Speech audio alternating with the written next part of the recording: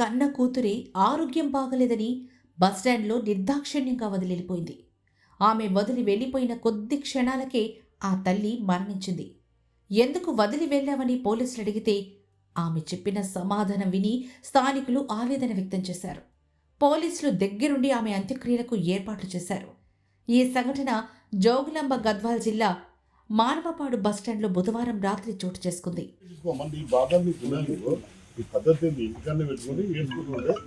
చుట్టుపక్కల వాళ్ళ చేస్తారు, పోలీసులు సమావేశాలు ఎక్కడ సిప్ చేయాలి, ఆమె ఏ హాస్పిటల్ పంపాలి మేము చూసుకుంటాం కదా. నీ వల్ల కాకపోతే నువ్వు ఎట్లా తీసుకుంటావు పద్ధతి తెచ్చి వాడేసిపోయి ఇవంతా పర్సెంట్ ఎట్లయితే చెప్పండి.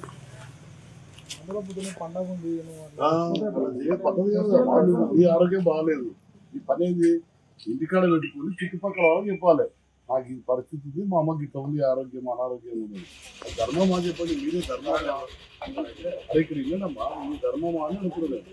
ఈ పద్ధతేనా సమాజం మెచ్చుకుంటుందా? బిడ్డగా నువ్వే చెప్పు, ఈ పద్ధతేనా అని అనుకున్నా. ఎవరైనా చేస్తావా ఈ రకంగా? నీకు ఆరోగ్యం బాగాలేదా వాసన పడుతుంది, ఏం చేయాలి? అప్పుడు చుట్టుపక్కల వాళ్ళకి వాళ్ళని వింటుండవు. ఆ పరిస్థితున్నావు సొంత తల్లి, ఈ బాధ్యత ఏంది? తల్లికి నీకు వాసన పడవద్దు, ఏం చేయాలని ఏం చేయాలో చుట్టుపక్కల వాళ్ళకి చెప్పాలి. చెప్తే వాళ్ళు ఏం చేస్తారంటే పోలీస్ స్టేషన్ ఉంది, ఊళ్ళో గ్రామ పెద్ద మనుషులు ఉంటారు, లైట్ కమిటీ ఉంది, సర్పంచ్ ఉంటారు, అందరూ ఉంటారు. వాళ్ళు ఏం చేయాలనేది నిర్ణయం తీసుకుంటారు. లేదంటే మాకు అప్రోచ్ అవుతారు, పోలీసులు ఏమన్నా మాకు సలహా ఇస్తారేమో అని చెప్పేసి వచ్చి అడుగుతారు. మానవపాడు సమీపంలోని పెద్ద ఆముదాలపాడుకి చెందిన పుణ్యావతి రామిరెడ్డి దంపతులకు ఓ కూతురుంది. ఆమె పేరు కవిత. రామిరెడ్డి కొన్నేళ్ల క్రిందట మృతి చెందారు. కవిత భర్త శ్రీనివాసరెడ్డి గతంలో ఆటో డ్రైవర్గా పనిచేసేవారు. 14 ఏళ్ల క్రిందట భర్త శ్రీనివాసరెడ్డి తన తల్లి పుణ్యావతితో కలిసి కవిత మానవపాడుకు వచ్చి అద్దె ఇంట్లో నివాసం ఉంటున్నారు. అయితే కవిత భర్త కూడా 7 ఏళ్ల క్రితం మృతి చెందారు. కొంతకాలంగా ఆమె తల్లి అనారోగ్య సమస్యలతో బాధపడుతూ ఉండడంతో వారం క్రిందట చికిత్స నిమిత్తం కర్నూలులోని ప్రభుత్వాసుపత్రికి తీసుకెళ్లారు. ఆరోగ్యం క్షీణించడంతో వైద్యులు ఇంటికి పంపారు.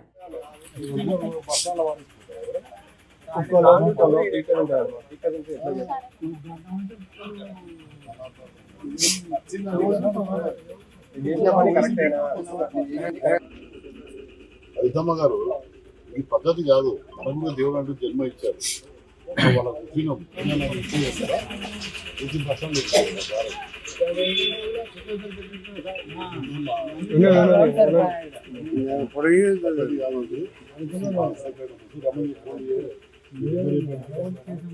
అసలే అద్దె ఇల్లు, తల్లి చనిపోయే స్థితిలో ఉంది.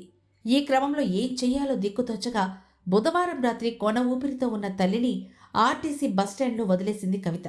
అయితే కాసేపటికే పుణ్యావతి మరణించింది. విషయం తెలుసుకున్న ఎస్ఐ స్వాతి పోలీసులతో కలిసి ఘటనా స్థలానికి చేరుకున్నారు. మృతదేహాన్ని పరిశీలించి శరీరంపై ఏమైనా గాయాలు ఉన్నాయా అనే కోణంలో పరిశీలించారు. బస్టాండ్లో ఎందుకు వదిలిపెట్టామని కూతుర్ను అడిగారు. అప్పుడు ఆమె చెప్పిన సమాధానం విని అంతా నిర్ఘాంతపోయారు.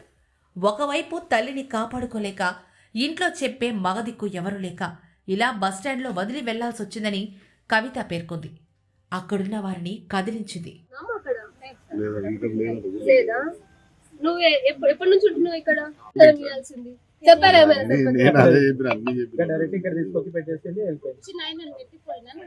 ఇప్పుడు ఏమంటావు మరి? నువ్వు తీసుకెళ్తావా? విషయం తెలుసుకున్న గ్రామస్తులు అక్కడికి చేరుకున్నారు. అనంతరం గ్రామానికి చెందిన పెద్దలతో ఎస్ఐ ఫోన్లో మాట్లాడి మృతదేహాన్ని పెద్ద ఆముదాలపాడుకి తరలించారు. వారికి అవసరమైన సాయం చేయాలని కోరారు. ఏదేమైనా కన్నతల్లిని బస్టాండ్లో ప్రాణాపాయ స్థితిలో వదిలేయడం, అంతలోపే ఆమె చనిపోవడం అందరినీ కంటతడి పెట్టించింది.